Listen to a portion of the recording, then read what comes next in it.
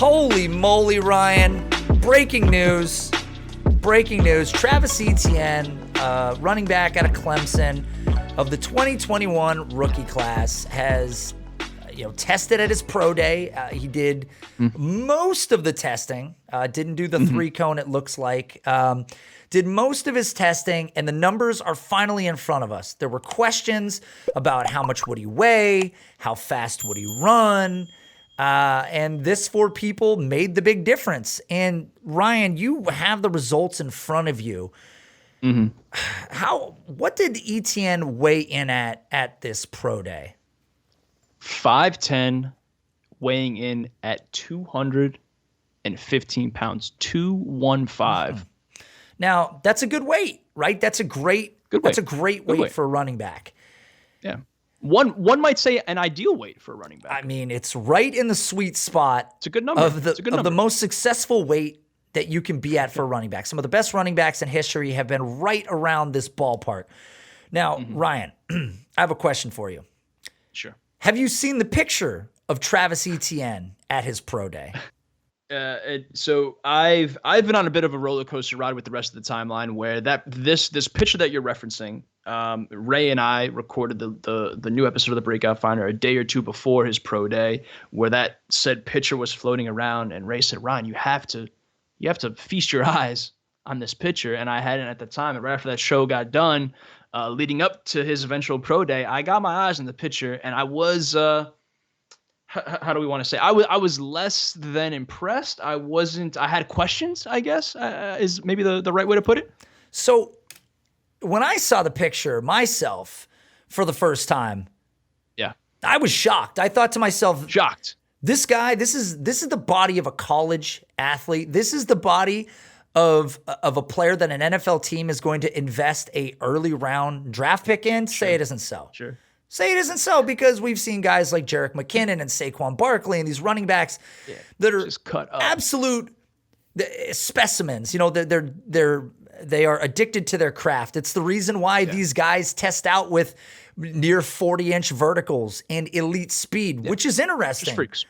What was Etienne's 40-yard dash? It was reported that he was going to run a 4.3, Ryan. Yeah. So the unofficial. From the scouts stopwatch, I've seen 4.41. I've seen 4.4 flat. We've seen 4.45. I believe the time that got posted on Clemson's website was the 4.41, 4.43. Again, pretty decent times, I guess. It's a great time, but it's a little slower than I thought it was going to be. I have some thoughts. Okay.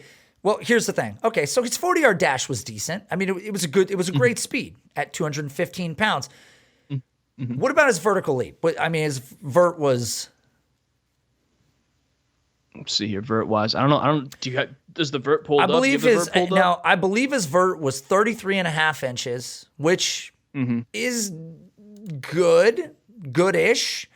Not bad. It's not bad. Goodish.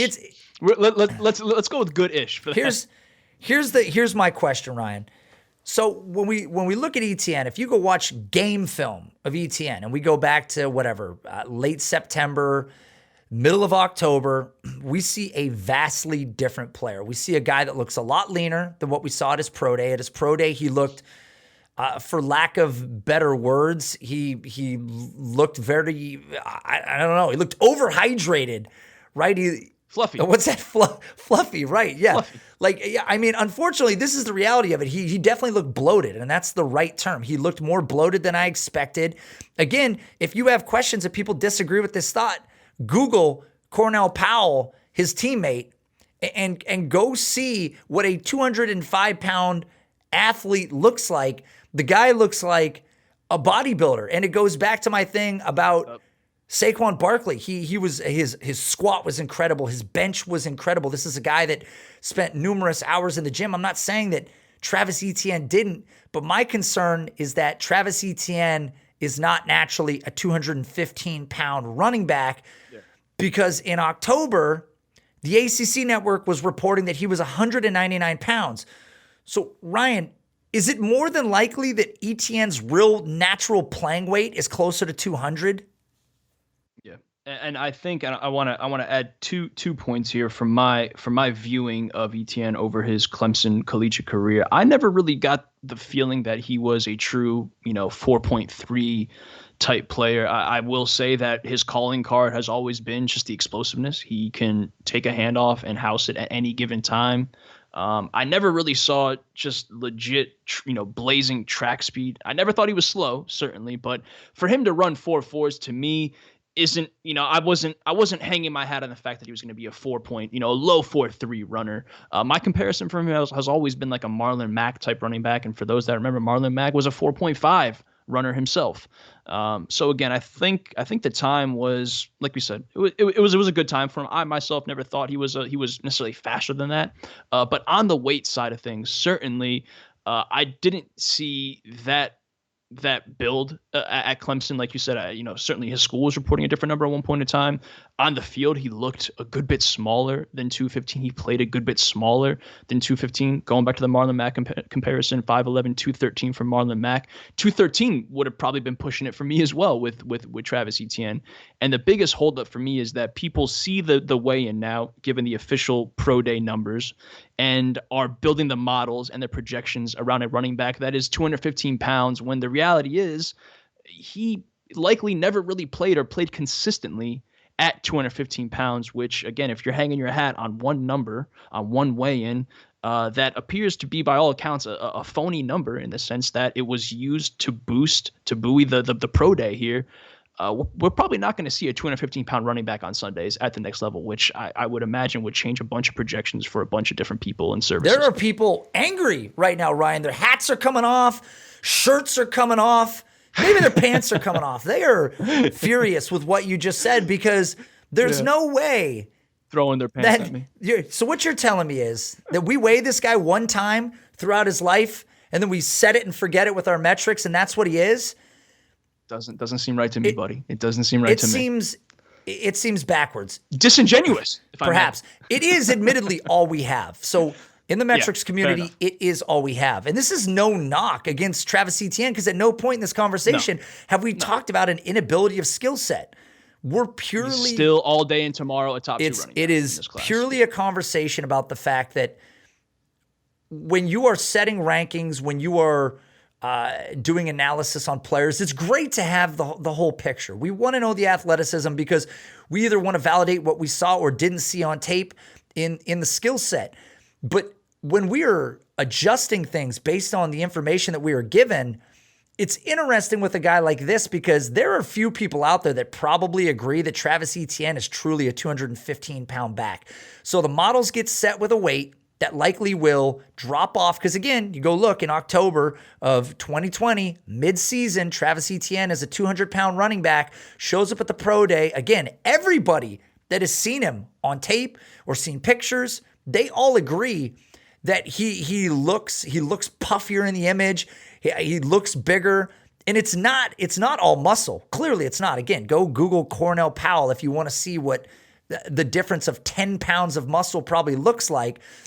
Mm-hmm. But the concern for me is that we're putting too much stock in the fact that he hit some mythical weight factor. If you never knew how much he weighed, Ryan, if nobody ever told you that he weighed in at 215 pounds and he went to the NFL level and he was successful, would it have mattered that you didn't know? And again, this, I know you're building up to it, and this is inherently the issue, because this weigh-in, and again, to your point, it is all that we have to work off of. This is the official number that we are being presented with this year. But with all weigh-ins this year, and again, especially this year, given the lack of the Indianapolis Combine, but with all numbers here, and especially for the running back position, as we do likely every year, because the way that these running backs approach these weigh-ins, they have to, as you said, hit these mythical numbers, hit this ideal threshold. But they need to be taken in context, because with the issue that I have, and I know you're building up to it, like I was saying, is this number has now put him amongst statistical comparisons that likely do not hold much water because of this 215 mark here. Kevin Cole over at PFF, fantastic writer, fantastic analysis. I've chatted with Kevin over the years, really, really sharp guy. But he wrote an article recently after the weigh-in that lumps Travis Etienne in with guys like Marshawn Lynch, players like Dalvin Cook, Matt Forte, DeMarco Murray, Cam Akers, DeAndre Swift, all because of their production, surely, but all because of the weigh-in. These are players. Marshawn Lynch was 215. Cam Akers came out 217. DeAndre Swift hit 212. Dalvin Cook, the smallest, at 210. The question I would have for Kevin, or even someone like, I know Kelly's gotten on his soapbox about, Travis Etienne recently, and you go to playerprofiler.com and you pull up Travis Etienne's page with the updated testing numbers and all that. Playerprofiler.com draws a DeAndre Swift comparison as well because of that similar weight range at this point. They have been lumped into this category together because of that 212, 215 range, and that's where these numbers are being derived from. Now, what if that number, as we've kind of suggested, what if that number is closer to 202 pounds or 200 pounds or 203 pounds? What statistical outcomes now present themselves that likely aren't the DeAndre Swifts of the world, likely aren't the Cam Akers of the world? And it's not to say that Etienne all of a sudden is a back that we need to pass on and dismiss, but I think he's getting a lot of extra, clout because of this 215 weigh-in, when the reality is he probably showed up to Clemson with this water weight, whatever it was. I ate a few extra sandwiches on the way there. And the reality is he's gonna shed that weight and play closer to whatever he was playing at school, whether it's 199, 200, 202, 215. Man, just feels like a fake number. It does, and for lack of better scientific terms, he looks bloated. It's probably part of the process of the workouts that he's been doing and the training that he's been doing, and the way that his skeletal structure carries this extra size. And his numbers were great, and he's probably going to be a tick faster at the NFL level if he gets back down closer to that weight that he needed to be at. I've never heard a coach at the NFL level say that I will not let a running back play if he's not weighing in at a certain weight. That never comes up. They talk about, players need to put on a little bulk for their durability. But some guys are just durable. Some guys just don't miss games. I mean, Philip Lindsay was incredibly durable at 180 pounds? So it's a fallacy to act like there's some magical number that you hit and that makes you better. Talented players are always talented, right? 100%. And that's an interesting parallel to bring up about durability, because this is a player in Travis Etienne that, again, we assume was playing at much lighter than 215 and still carried the ball 107 times his freshman year, 204 times his sophomore year, and 207 times his junior year. So certainly has gotten the work, hasn't missed a beat, produced. And there was no arguments about the weight that he was playing at. Sure, the game, hits harder, moves faster, players are bigger at the next level, but the reality is Etienne certainly carried the workload at a weight that we imagine was a good bit less, whether that's 10 or 12 pounds less than his reported weigh-in his recorded weigh-in at 215 pounds. And Clemson lost a ton of linemen to the NFL draft. It's not like Etienne was benefiting from some bruising offensive line either. So he was certainly taking hits and fighting, for extra yards. And that's why he did finish, number 5 in college football in yards after contact last season. So give him credit for being durable. Give him credit for his receiving prowess. Give him credit for the speed, the explosiveness, the shiftiness, the creativeness. But don't act like because he suddenly stepped on a scale and was a few pounds heavier, that now all those things that we saw will come to fruition. Like, they weren't going to come to fruition because he was light, and now they will. Christian McCaffrey was selected incredibly high, after the NFL draft. He weighs in at 202 pounds at the NFL Combine, and he's the 8th pick in the NFL draft. I know he's bulked up. We don't know what he weighs. I don't know if he shed a little bit of fat and added muscle either. I mean, he could be 208. For all we know. All we know is at the NFL level, teams just want you at your most durable, most successful weight where you feel the best and you're the most productive. That's all that matters.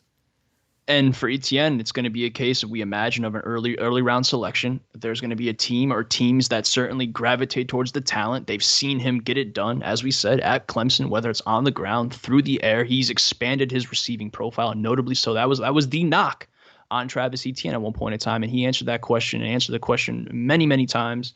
So this is a team that's going to invest in him because he's a talented running back.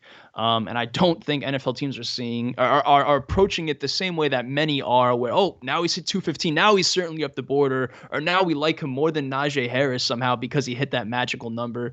It just seems like if you are basing all your running back evaluations around a weigh-in, you're probably missing the bigger picture, missing the forest for the trees somewhere along the way. You probably have to reevaluate how you evaluate running backs if you're basing everything on weight and weight alone here. Right. So I mean, I think that's the most important takeaway here, and both of us agree that Etienne is going to be great at the NFL level. He's absolutely top 2 back in this class. It's unrivaled. And even if there were other running backs in this class, other talented backs, they would struggle to knock him off of his block. And what's really exciting is he did run for, let's say a high 3, low 4, somewhere in there, 40-yard dash at 215. So if the belief is that mathematically losing weight necessarily means that there's a chance that he's going to run faster because he's carrying less weight with the same, ability and force, then we may get a faster player, and that's even better at the NFL level. So if anything, Travis Etienne proved that he can put on the weight. I'm sure teams wanted to see it. Who knows if that wasn't part of it? They're like, look, can Etienne hit this weight? And he bulked up to show, look, I can be 215. I can get here. Maybe that was part of it too. But for those people that had Etienne maybe at 3 or 4, which I don't know why per se you would have, but if you moved him up to number 1 now or number 2 from 5 or 6, it's too big of a move. If you're moving him one spot, fine. But I think that out there are people that are putting too much stock into somebody stepping on a scale one time and then having an 8-year career and acting like that number is going to stay the same till the day they retire.